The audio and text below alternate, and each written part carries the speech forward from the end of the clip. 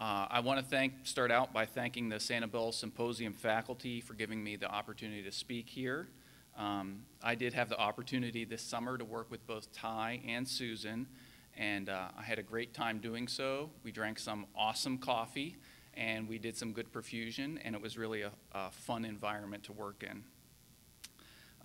Just wanted to start out by saying I really don't have any disclosures. This is all data that I gathered just by reaching out to people. Most of it is actually publicly available information, and we'll kind of jump off from there. So I had a lot of great discussions with people in the last 24, 48 hours here at this meeting, and I can tell there's a lot of excitement about this topic. I began to assemble this information in the fall of 2017 for several reasons. Number one, I'm in the process of completing my doctorate, and I needed a topic for a paper. So that's the first jumping off point there. But also because I could see around me so many shifts in the supply and demand curve that weren't quantified and they weren't objective. I really find this topic engaging, and I think that the real reason that I dove into it so much was that it really touches all of us. If you're looking to hire someone, or you're going to be looking to hire someone soon, or you're looking for a job or going to be looking for a job soon, or lastly, you're just a regular old staff perfusionist somewhere and your team either needs someone or is going to need someone soon, you want to make sure that that hire is going to impact you so much. What are the processes around that, and what's available out there? So I could tell by talking to everyone at lunch that there seemed to be a lot of interest, and let's move forward with the information that we have. So, of course, we've all seen, I think, strong anecdotal evidence suggesting supply-demand is much tighter than in previous years. Whether you go to perfusion.com or one of the other websites that you can look at job postings at, those listings are, in my mind at least, exponentially greater than they have been in years past. I know personally I've heard reports of jobs going unfilled for more than 12 months. That's a huge red flag to me, and I think that, I haven't been in perfusion as long as many people in this room, but I never used to hear of those things. And now it's not commonplace, but it's not uncommon either. And one proxy that I like to use, I spent 8 years at St. Luke's Texas Heart Institute, and I used to look at the number of days before graduation that a student had employment secured. Now, oftentimes, I started there 2008, I think. And in those days, it was somewhere around 7 to 8 weeks out. The average student would tend to have a job. They could start pretty much right away. Maybe they were starting on their paperwork. That's when employers wanted to hire them. Always outliers, right? But now, I left St. Luke's in the spring of 2017, and at that time, I would say the number was close to 16 weeks. And I would say now, I just spoke with some of the students. All the people who were graduating in June had employment secured in March, 100%. There was no one left to hire. I did see Linda Montero here earlier. I don't know if she's still here, but I'm sure many of you have seen this blog post that she put out through Specialty Care. Linda, of course, was formerly the chief at New York Presby/Columbia, and now the director of education and clinical performance at Specialty Care. But Linda put this post together in 2016, and I think it was really prescient. Back then, I think we were just starting to see the beginnings of what we see today, and I think that a lot of people at the time maybe didn't buy into Linda's opinion. But really today, I think the writing is on the wall. It's very clear. The website here is down at the bottom in case anyone wants to read this full opinion blog. So what am I going to cover today? I'm going to cover really 4 things. Well-documented data that's demand data for perfusionists.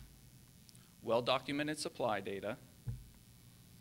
Other market data that's a little bit fuzzy. It's not really clear where that sits into, but it does help us paint a picture of what's going on. Possible things that we can, or possible theories that might explain our current market status.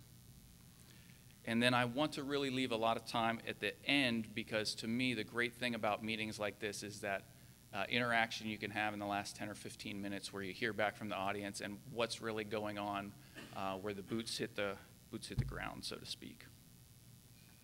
So let's talk about demand. I am going to present a lot of info up here. And most of it came, or all of it, came from the Healthcare Cost and Utilization Project. That's typically abbreviated HCUP. Now, maybe a lot of you aren't very familiar with it. The HCUP is a subdivision of the U.S. Department of Health and Human Services. They created something called the Agency for Healthcare Research and Quality, and HCUP is part of that agency. It's supposed to be that HCUP is the most comprehensive source of hospital data in the U.S. It is an amazing resource. The information that I'm going to present is all free, and you can search by cost, by procedure, by outcomes. You can drill down to the local level. It's really amazing what you can do, and I'm very much a novice at it. All the information that I'm presenting is free. I believe that the majority of it is free, although I think there are sections of it that you need to be a subscriber to get access to that information. But basically what I did is I took procedures that we're involved in, and I either took them by clinical classification software or DRG or ICD-9 code and queried that data through HCUP. Yeah, and HCUP is great because it allows you to use all these different variables to search. So let's look at what we have as far as what I consider the bread and butter of perfusion, and that's the CABG. CABG is clinical classification software code number 44, and you can see it right here, nice and big. Unfortunately, and I just reviewed this last night, the data only goes through 2014. And I looked again this morning, and 2014 is the most recent data. So it's not perfect, but we can obviously see a big trend here. I'm going to refer often in this presentation to 1997. And here it's highlighted in the first blue arrow. 1997 is considered by multiple authors, and probably a lot of people in this room, as the height of cardiovascular surgery in the US. Here you can see in 1997 we had a little over 400,000 CABG procedures done annually. Now, it's probably pretty self-evident, but because the typing is small, I will put down that here on the left-hand column, this is the total number of discharges per annum, and these are the years down here at the bottom. So, compare 1997 to 2014. The number in 2014 was just over 200,000. So you don't need me up here to tell you that this is a pretty substantial decline, nearly 50% or 50%. So let's look at some other procedures. Next we have valves. And when you use CCS code number 43, this is supposed to be all heart valve procedures. Now I'm going to throw a disclaimer out here at the beginning that my understanding is that TAVRs are included in these numbers, although I haven't sat down and spoken with someone face-to-face who has confirmed that for me. So again, let me bring your attention to here, 1997. And with valves, it's generally understood or generally believed that the demographics of the United States has caused an increase in procedure numbers. As people age, younger injury to the valve tends to become more of a chronic nature and more severe in nature. So the number of valves done has gone from, it was 88,000 in 1997, and in 2014 it was 150,000. So that's an increase of 70%. That's quite substantial. The absolute numbers, however, I will caution you, in comparison to the CABG procedures, they're not equivalent, quite obviously. So next I looked at code 52, and this is aortic resection, replacement, or anastomosis. Again, going back to 1997, we had 45,000 procedures annually. Now the slope here is not nearly as consistent as many of the other procedures. In 2008 and 2009, I have no idea what happened. My suspicion is that there was some change in the way the procedure was coded, or people were coding the procedure inappropriately. So I will just say with caution, I'm not sure what happened there. In absolute numbers, that's really not a huge increase, but compared to the baseline, it certainly looks like an outlier. But long story short, again, coming to 2014, we end up at 50,000 procedures annually. Again, a small increase, but nothing substantial, and nothing in absolute numbers that's really very large.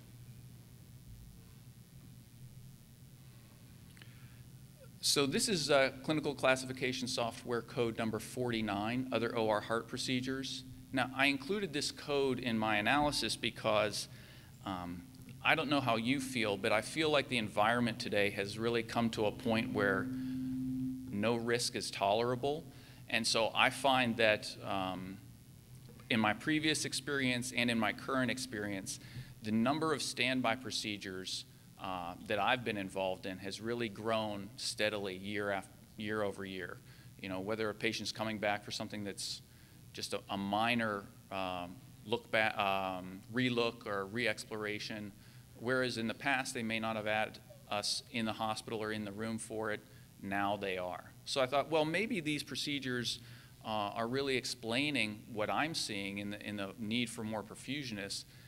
Just the litigious nature of society is causing us to have more people here all the time. So anyways, long story short, I don't have the numbers on here for the years, but in 1997, the increase was about 150,000. I'm sorry, the number in 1997 was 150,000, and in 2014 it was 200,000.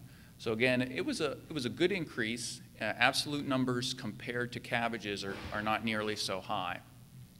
But perhaps these cases are ones that perfusionists 10 or 15 years ago weren't getting involved with, and nowadays they are. I don't know the answer to that, but I thought I'd look at it.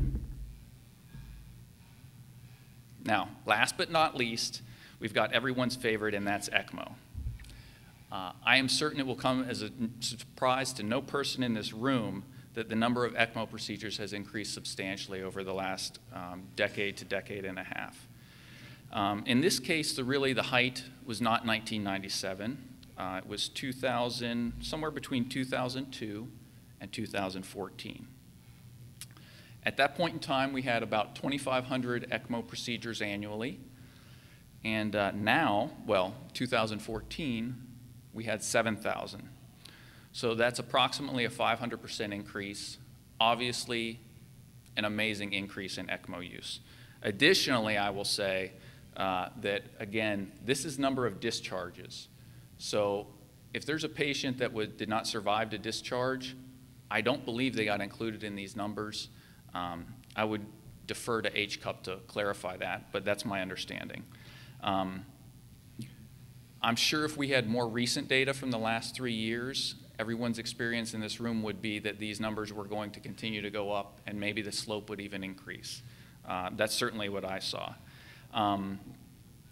The problem with ECMO when we look at it from a perfusion standpoint is that across the country, there's not really a very consistent method of staffing it. Some places you have perfusionists there from start to finish. Some places you have perfusionists initiate and then you have nurses or RTs there. Maybe the perfusionist stays in-house, maybe they don't stay in-house. You have a wide variety of staffing situations. So as you look at these numbers and try to figure out where is the demand for perfusionists coming from, it's very difficult to say if these numbers can explain a lot of it. ECMO can be disproportionately labor intensive. You need someone, if your staffing model has someone sitting bedside 24/7, that's going to eat a lot of resources. So it's very difficult to say. Again, the absolute numbers are pretty low in comparison to CABGs and valves. Okay, so what does all this mean in the aggregate? What HCUP also allows you to do is to combine all these codes. So that's what I've done. Up here, this is all codes combined, and this is everything that I just discussed. I believe this is ECMO, so this does not include ECMO. So these are really all surgical procedures. You have the CABGs, the valves, other OR heart procedures, and aortic procedures. So in general, we can say, obviously some procedures are up, some procedures are down.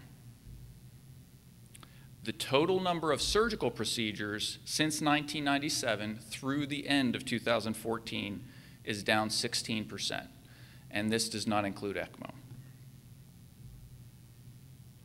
Again, I would caution that not all workforce demands are equivalent, so it's hard to say exactly what the ECMO influence is on our workforce demands.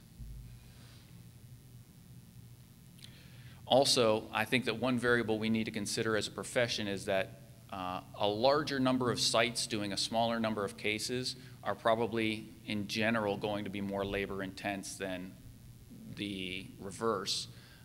So if that were to happen on a large scale nationwide, it could affect our demand. In 1997, just to clarify the numbers, was 675,000. And in 2014, it was 590,000. So those were all demand numbers. Let's talk about supply. So where would you look at supply? Well, obviously in the United States, not all, but the majority of perfusionists, the vast majority of perfusionists are ABCP certified, and the ABCP does a good job of tracking their numbers. I think going forward, obviously, the proportion of perfusionists in the United States that are ABCP certified is going to become almost 100%. For the Committee on Accreditation of Allied Health Professionals, I've used their information, again, all publicly available information, to look at the number of training programs available in the U.S. Now, this slide comes directly from a presentation that Kirti Patel did at CREF in 2016. For those of you who don't know him, Kirti is the director for the new University of Texas McGovern School of Medicine Perfusion program, which is in Houston. Kirti's entire presentation that he did at CREF is available online. The website is down here at the bottom. And he did an excellent job demonstrating the need for additional training programs, and I encourage everybody to go and review his presentation. But the bottom line is that Kirti did a great job here of highlighting the number of accredited programs. And again, if we look at 1997-ish, we see we have somewhere between, well, the height was 37, and it occurred right around that time, 37 training programs. And over the last 20 years, there's been a steady decline in the absolute number of training programs. You know, in the last 10 years, seen the closure of some historic programs, Johns Hopkins, the Ohio State University, schools that I never thought would close. The program in Houston that Kirti runs was the very first program opened, I think, in 20 years. So anyways, there's been a precipitous decline in the number of training programs, and one opening in 20 years is really an amazing, amazing number.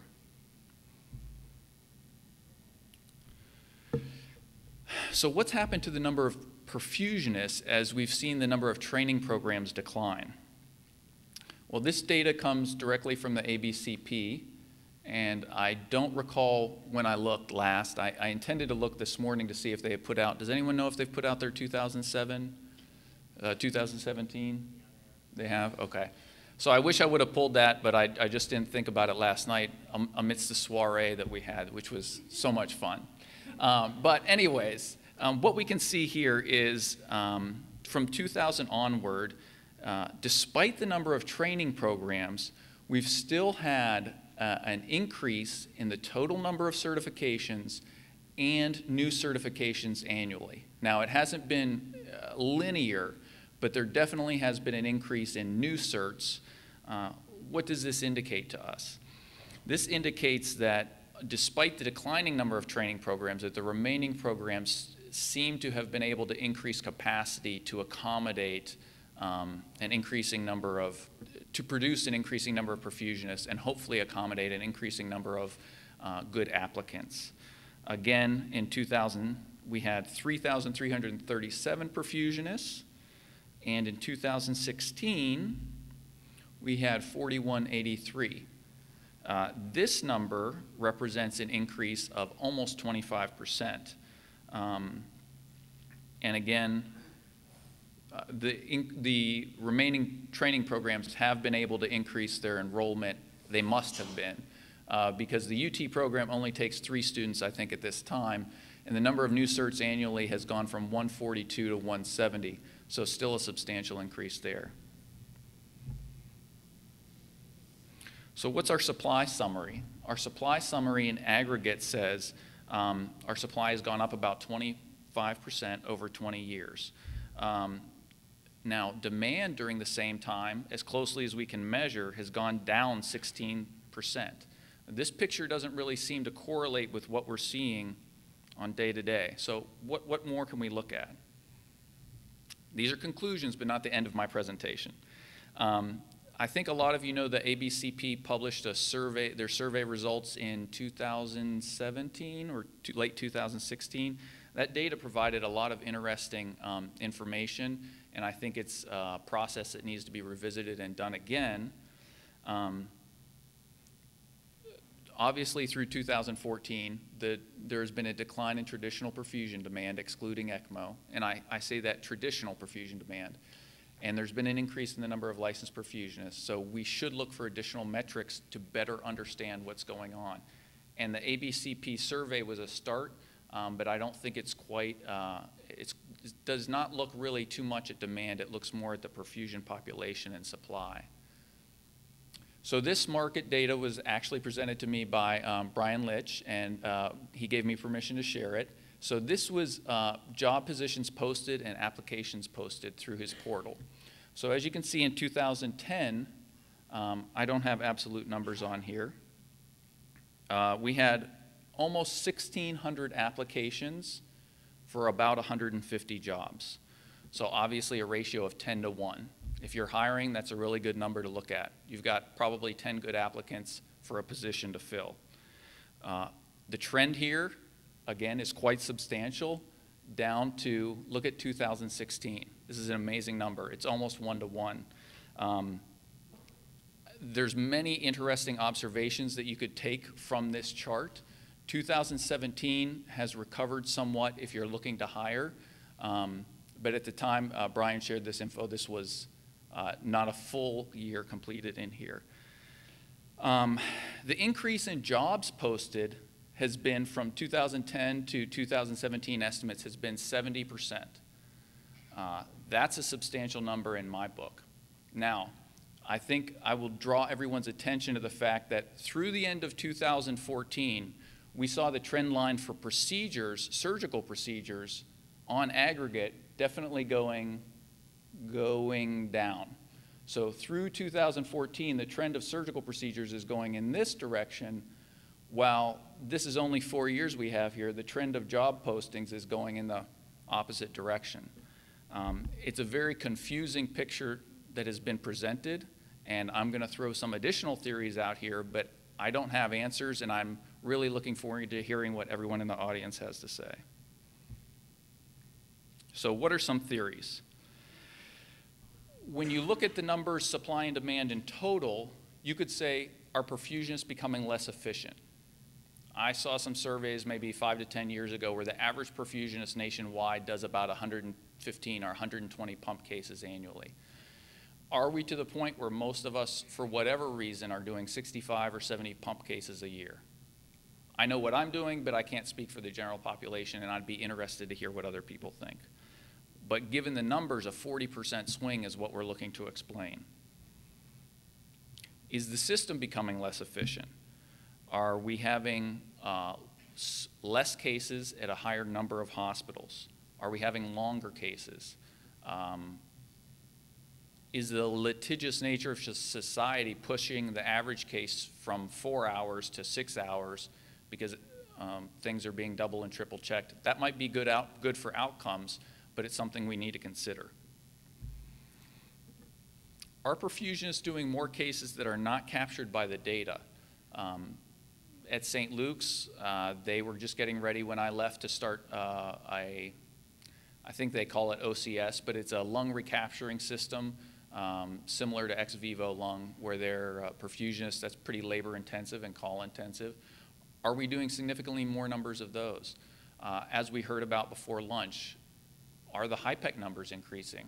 I would say theoretically, I don't think the numbers yet are explaining what we're seeing, but it is something to consider. Are we having more cases, again, due to the nature of society, where we're having 2 perfusionists per case? It is possible also that there's been a rapid increase in case volume in the last 3 years. Again, the data I presented only go through 2014. Has the case volume substantially increased? What are all of you seeing in the last 3 years? And if it is, has it gone up by 40% to explain the mismatch that we're seeing? One theory that was proposed to me as I was discussing this with someone was perhaps a lot of perfusionists are exiting the clinical field, but because of the way we certify people, they are maintaining licensure such that we don't see their exit reflected in the ABCP numbers, but we do see their exit reflected clinically, and that we're posting positions to try and accommodate that or try to account for that. I think that's a very interesting theory, and we can revisit it more hopefully during the Q&A session. Finally, I think it's highly likely that there's some combination of the above variables. Probably all of these things come into play somewhat. My suspicion is that one or 2 variables are really going to be the predominant factor here, and then everything else plays just more of a contributing or supporting role. So in researching this topic, I was happy to get in touch with Robin Sutton. I'm sure many of you know Robin. In 2010, Robin and Meg, I'm not sure how to say her name, Rom, who was then at Rush, did a survey of perfusionists. This was an IRB-approved survey through Rush. They captured 555 survey respondents. This data was not, although Robin presented this data at the Wisconsin Perfusion Society meeting in 2010, this data was not published. I think there were concerns about survey methodology. But given that, they got a variety of data points out of their survey, and probably the most interesting data point that I found, and I was very happy and thankful that Robin shared this with me, is, again, remember the survey was done in 2008/2009. This is the percent of the sample taken retiring by year. Obviously, these are predicted retirement dates, right? So who thought they were going to be retiring and when? Now, if you look here, 2014 and 2015, and then again, 2014, 2015, I'm sorry, 2019, 2020, there's 2 pretty substantial spikes.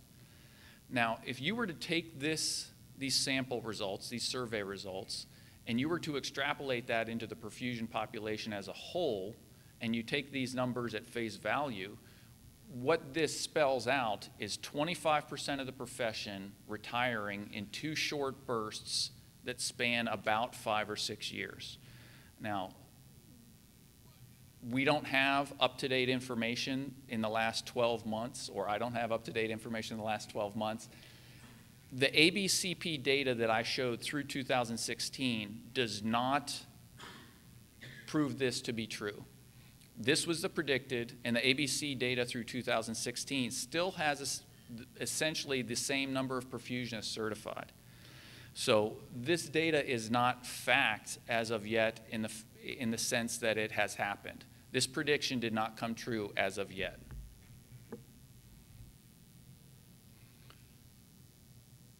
And so, as I said, the number of licenses lost or retired, and I'll go back at the end, I'm sure somebody will have a question. We'll go back to the ABCP data. The number of licenses lost or retired in the ABCP data through 2016 has been fairly consistent. There was an increase in 2016. I don't have the numbers here in front of me, but outside of 2016, the numbers have been fairly consistent. And the survey data, obviously, as I said, showed quite significant predictions of retirement in 2014 and 2015. So how can this be explained? What can we see? I think one possible theory is the third bullet point I have down here. There is data. Now, this data comes out of Canada, and this is for physicians. And of course, there's a lot of variables that affect a decision to exit the workforce, right? But it's interesting to me that you have a profession here that's at least in many ways similar to perfusion, similar stress levels, maybe not quite the same number of hours. Physicians, I think, doing more. But this data showed that the actual retirement date lagged the predicted retirement date for 2 to 3 years. So I don't want to claim that this this physician data is applicable to perfusionists, but I think it is not a stretch to say that it is possible that, generally speaking, healthcare professionals might predict things like their workforce exit a little bit in a little bit rosier fashion than what might be reality, and predict things a little more favorably than what would really happen.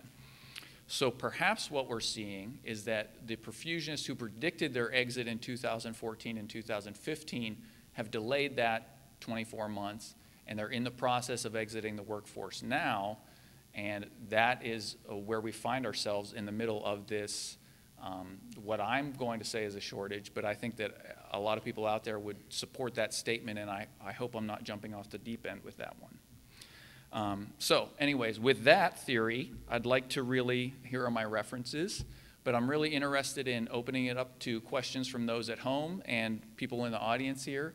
I'd really like to know what you see and what are your theories on what is happening.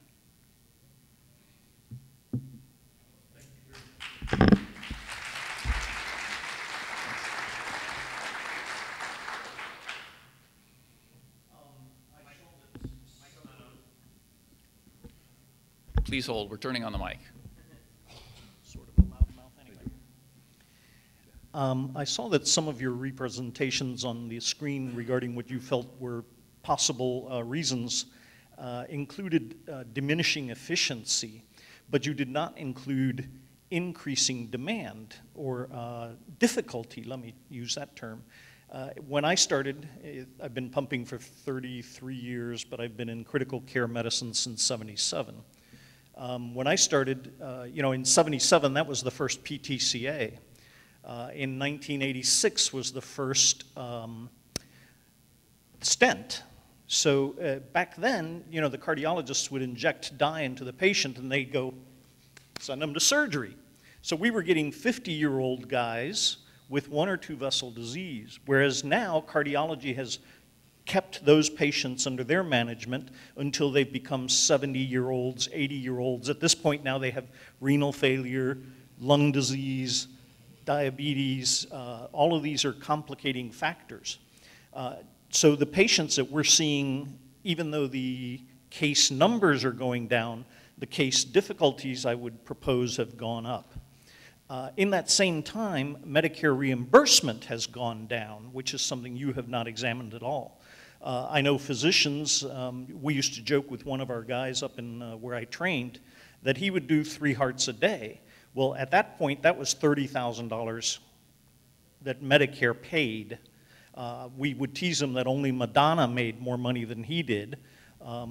Nowadays, you can bill, but you're lucky for physicians to get that kind of money. So we're doing sicker people for less pay. The call is usually more.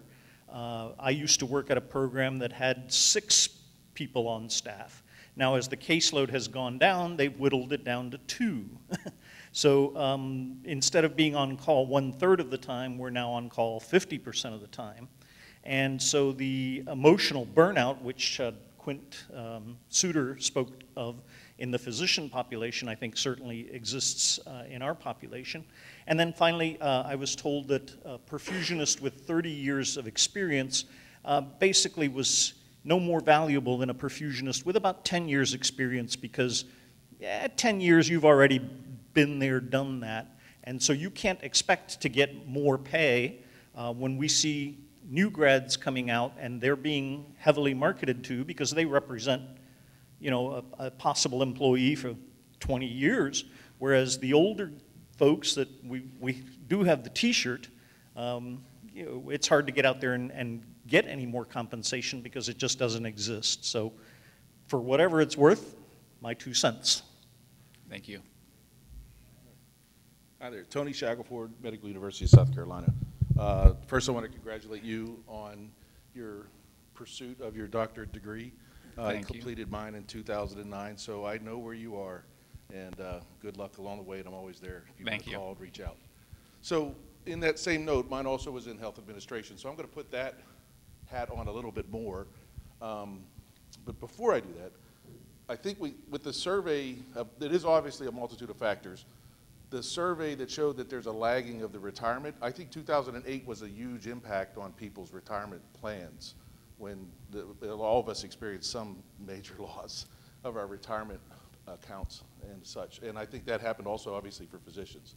So there's one sidebar. But at least some of the exposure that I've had, a while back at an Augusta meeting, I presented looking at justifying staffing by MSDRGs. So maybe that might be an avenue that you may want to look at and see how that case mix, the severity adjusted DRGs, to see if that maybe has changed. You might be able to find some correlation to this supply demand. And I use that just for everyone here in the room, is that how could your case volume go down but you need more perfusionists? And I argued that if the hospital is technically making more money because they're seeing more severe patients, then they should have more money to pay for more perfusionists. That being said, we had Quint Studer here, and this is the health administration side. I think that administrations are listening to perfusion needs, work-life balance, employee satisfaction, all those things. We live off of scorecards today, and I think now they realize that if we don't keep our employee satisfaction up, then it's going to affect performance, which we know a high-performing team performs 30% better without even knowing that they actually do perform that. They're working actually harder, you know that. So I'm thinking that this demand has always been there. It's just now being acknowledged. I think perfusionists, we were all working our tails off for the years. I've been doing this 27 years. We were all working late into the night. Now it's block time. Now it's people that want to have work-life balance / blend. I think there's a lot of those demands, and that's being reflected. I just crossed this in my own department with my staff, as work-life balance was one of the major items that I had to address as an action plan, and we've since overcome that. And but it took a lot of work. But my administrator jumped on board. We looked at it. We looked at when our cases by time of day are finishing, and I can tell you now that I actually staff to cover the clock in the block time, than really even looking at the volumes or the type of cases the perfusionists are doing. And that's because we're just there to deliver a service, and that service can be angiovacs, chemotherapy, whatever, TAVRs, whatever it may be. So maybe there's some of that in the mix of maybe looking at the demand from a perspective of maybe we're finally listening. They're finally listening to us. You know, I think almost everything you said, I would just jump on board and give my full support to. The only point I would maybe take a little bit of issue with is that if you look at how reimbursement is structured, and I was actually having this discussion a few months ago with a surgeon who was looking at other opportunities. I don't want to give away. The surgeon was somewhat novice to how the billing structure works in our country. And so, long story short, I had to really be clear that if you do a lot of procedures and you have not very good outcomes, you still have a substantial likelihood of making significantly more funds than a facility that does a lower number of procedures and has better outcomes. There is some pay for outcomes, but you know, my personal opinion is that it is nowhere near where it needs to be. I mean, it's not even a token. So better outcomes are something that we should all strive for, but I think that we should look at the future as a place where in the short term, in a 5-year window, we are essentially not going to get paid for those. And I think, other than that, I think everything that you said, I would jump right on board with. Thank you very much. I just wanted to make one comment. You know, you mentioned there that the average ECMO procedures were $7,500 a year or something like that. You got to remember the average ECMO is probably 4 days.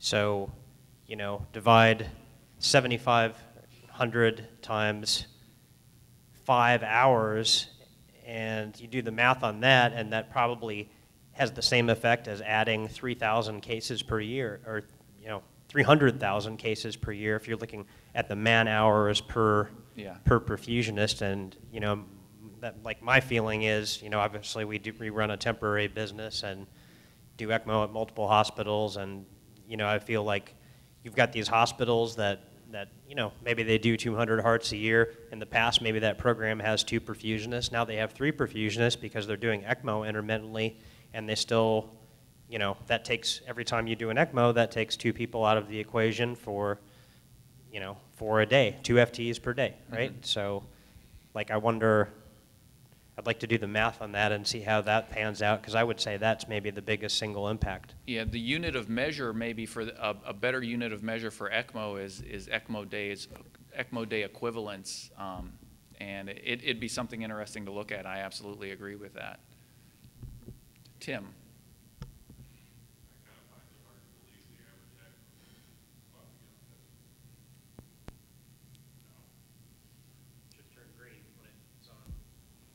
There we go. All right. Yeah, there's an amber in between there. Find it hard to believe the average ECMO is only 4 days long. Maybe. Even the 4-day ones seem a lot longer than that. So, yeah, I bully to all of the comments so far. I think they're pretty accurate.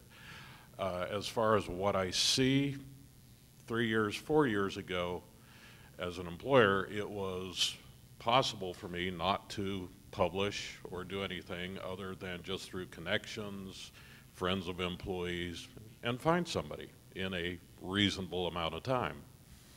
And it just seems that that has completely dried up. So that's what I see. Theories on the retirement, I think that retirement is, by looking at certification, is really undercounted. What I talked to, with some of the old silverbacks that are out there, is a lot of guys retire or partially retire.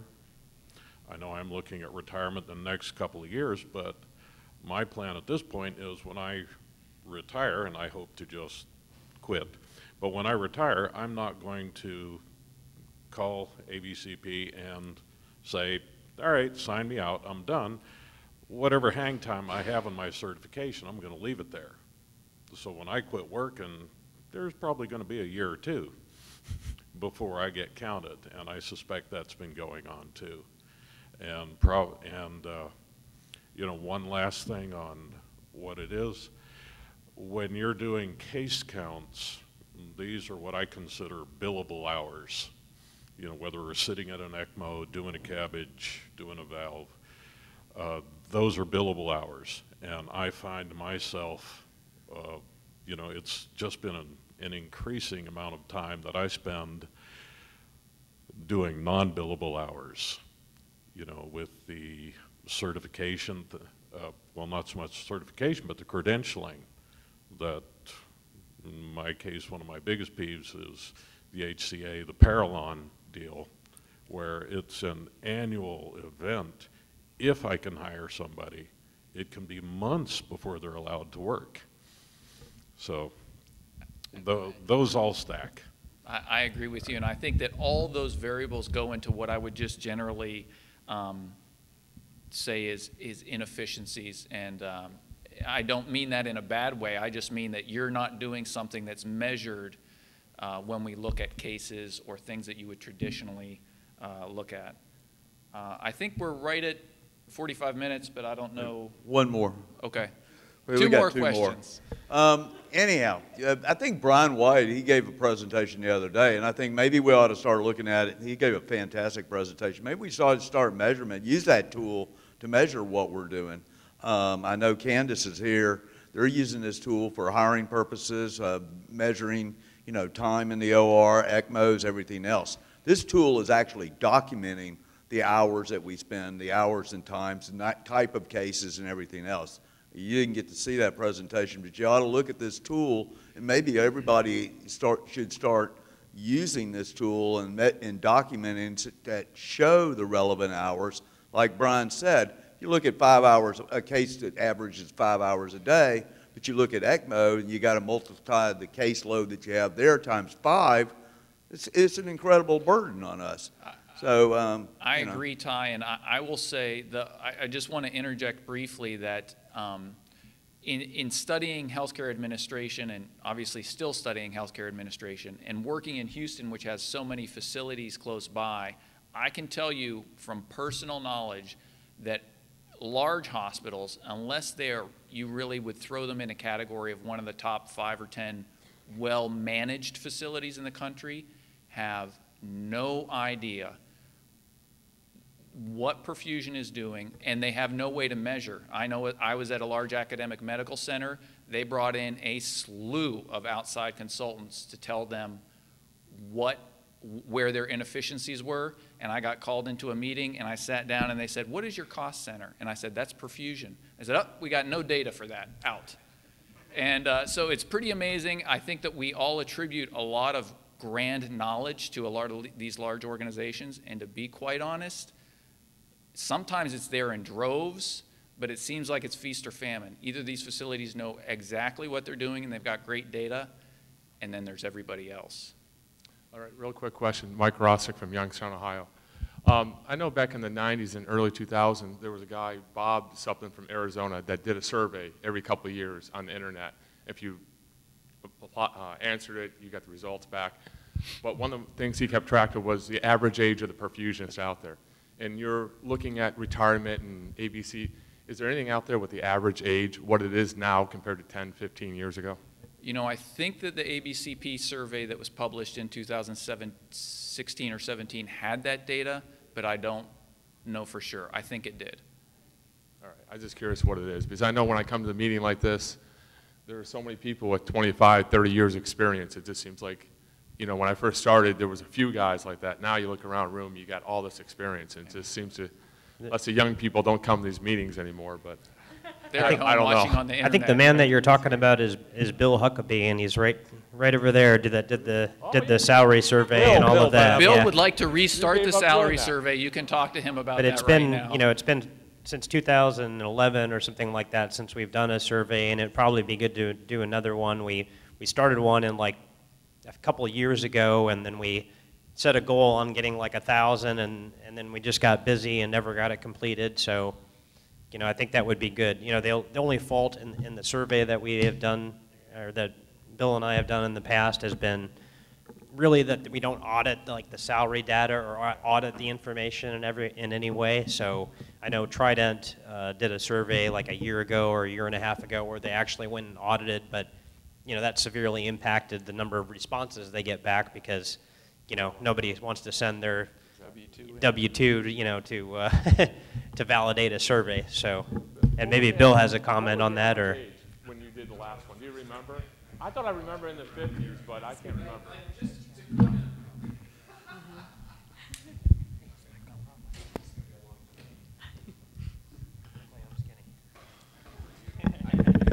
So just a comment that what Brian said is absolutely true.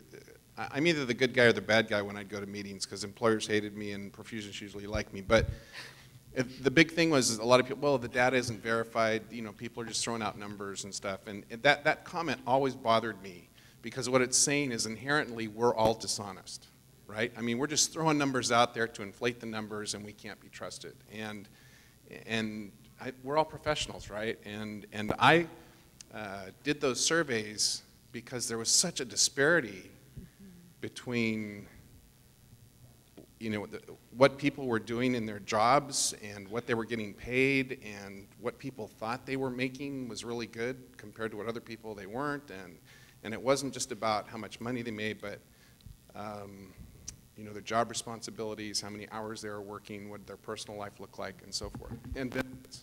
So I'm with you, Brian. I think we probably need to do that again. And what would help us, if we do that again, is if you guys contact your friends that are perfusionists and encourage them to fill that out. Because even if there may be a couple of dishonest perfusionists out there, the larger the number of people responding, I think the more accurate we'll have it. So. Maybe you got Maybe we could do it in a way where we audit like a handful of records or something like that, where we're not auditing like every single record, because then we wouldn't get compliance. But maybe we audit 10% or something like that, and then we have got a little more substance or validation behind the data that that we'd be publishing. But we'd be open to suggestions on that if anybody has any comments or suggestions. I mean, I think we all have the same goal. Even the perfusion companies that are employers have the same goal. They want to be able to employ perfusionists and pay them, for their time appropriately and pay fair rates. But you're getting squeezed on one end, and then you're, getting squeezed on the other end. And how do you do it? We got to have the data to be able to show hospitals that. Here's what the current market conditions are, and here's what the demands are, and how do we make that, how do we make it work, Yeah. First of all, Bill Harris, I wanted to thank Bill for all those surveys, because it's certainly helped me with our salary adjustments over the years. If the tool was used properly by the Director of Perfusion to the administration, it helped tremendously. Now, when Brian and them went to do that last one, they were criticized severely because it was a contract company doing it, and therefore it was going to hurt hospital-employed people. And I was hospital-employed for 33 years. But if done appropriately, then I don't think it hurts anybody. We're just trying to get to the real data and make it geographical, because obviously cost of living is going to be different where you're at. But I personally want to thank you for major adjustments throughout those tough years of the surveys. Thank you. And Bill was the one that did really all of the work and all of the survey, all the statistical analysis. We just provided the online vehicle to do it. So. Yeah. So true. Thank you all very much. Very great discussion. This could go on and on and on.